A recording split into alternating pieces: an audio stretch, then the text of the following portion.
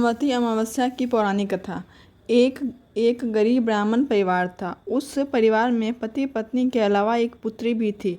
वह पुत्री धीरे धीरे बड़ी होने लगी। उस पुत्री में समय और बढ़ती उम्र के साथ सभी स्त्रोचित गुणों का विकास हो रहा था। वह लड़के सुंदर, संस्कारवान एवं गुणवान थी, किंतु गरीब होने के कारण उसका विवाह नहीं हो पा रहा था। एक दिन उस ब्राह्मण के घर एक साधु महाराज पधारे। वो उस कन्या के सेवा भाव से काफ़ी प्रसन्न हुए।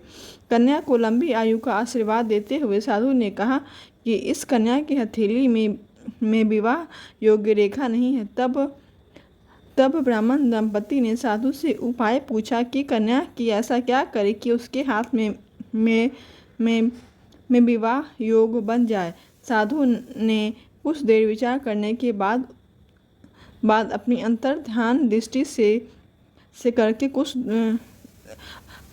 करके बताया कि कुछ दूरी पर एक गांव में एक सोना नाम की धोबिन जाति की एक महिला अपने बेटे और बहू के साथ रहती है, जो बहुत ही आचार विचार और संस्कार संपन्न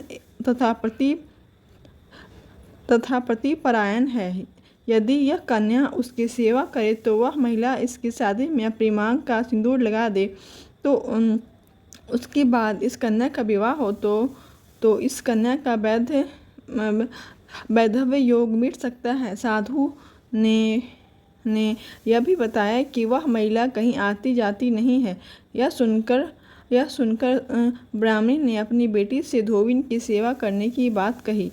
अगले दिन कन्या प्रातःकाल ही उठकर सोना धोबिन के घर जाकर साफ सफाई और घर के अन्य सारे काम करके वापस आ जाती। एक दिन सोना धोबिन अपनी बहू से पूछती है कि तुम तो सुबह उठते ही सारे काम कर लेती और पता भी नहीं चलता। बहू ने कहा, माँ जी, मैंने तो सोचा कि आप सुबह उठकर सारे काम खुद ही ख़त्म कर लेती हैं। मैं तो देर से उठती हूँ। इस पर दोनों सास बहू निगरानी करने लगी कि कौन है जो सुबह उठकर सारा काम करके चला जाता है। कई दिनों बाद धोबी ने देखा कि एक कन्या मुँह अंधेरे घर में आ जाती है और सारे काम करके चली जाती है। जब वह जाने लगी तो सोना धोबी उसके पैरों पर गिर पड़ी और पूछने लगी कि आप कौन हैं और इस तरह छुप कर मेरे घर की चाकरी क्यों करती हैं। तब कन्या ने साधु द्वारा बताई गई सारी बात बताई। सोना धोबिन पति परायण थी, उसमें तेज था। वह तैयार हो गई। सोना धोबिन के पति थोड़ा अस्वस्थ थे। उसने अपनी बहू से अपने लौटने आने तक घर पर ही रहने को कहा। सोना धोबिन जैसे ही अपनी मांग का सिंदूर उस कन्या के मांग में लगाया तो उसका पति मर गया।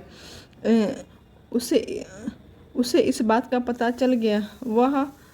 वह घर की निराजल ही चली थी। यह सोचकर कि रास्ते में कहीं पीपल का पेड़ मिलेगा तो उसे भंवरी देकर उसकी परिक्रमा करके जल ग्रहण करेगी। उस दिन सोमवती अमावस्या थी। ब्राह्मण के घर पूरे पकवान की जगह उसने ईंट के टुकड़ों से 108 बार भंवरी देकर 108 बार पीपल के पेड़ की परिक्रमा की और उसके बाद जल ग्रहण किया। ऐसा करते ही उसके पति के मुर्दा शरीर में वापस जान आ गई। धोबी का पति वापस जीवित हो उठा।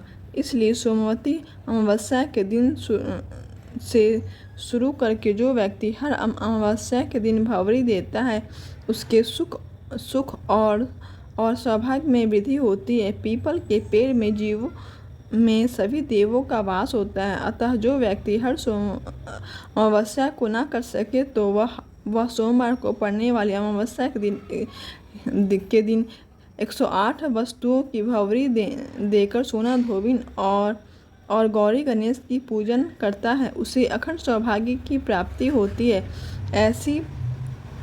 ऐसी प्रचलित परंपरा है कि पहली सोमवती अमावस्या के दिन धान, पान, हल्दी, सिंदूर और सुपारी की भंवरी दी जाती है। उसके बाद की सोमवती अमावस्या को अपने सामर्थ्य के हिसाब से फल, मिठाई, सुहाग सामग्री, खाने की सामग्री इत्यादि की भंवरी दी जाती है और फिर भंवरी भी पर चढ़ाया गया सामान किसी सुपात्र, ब्राह्मण, ननद या भांजे को दिया जा सकता है।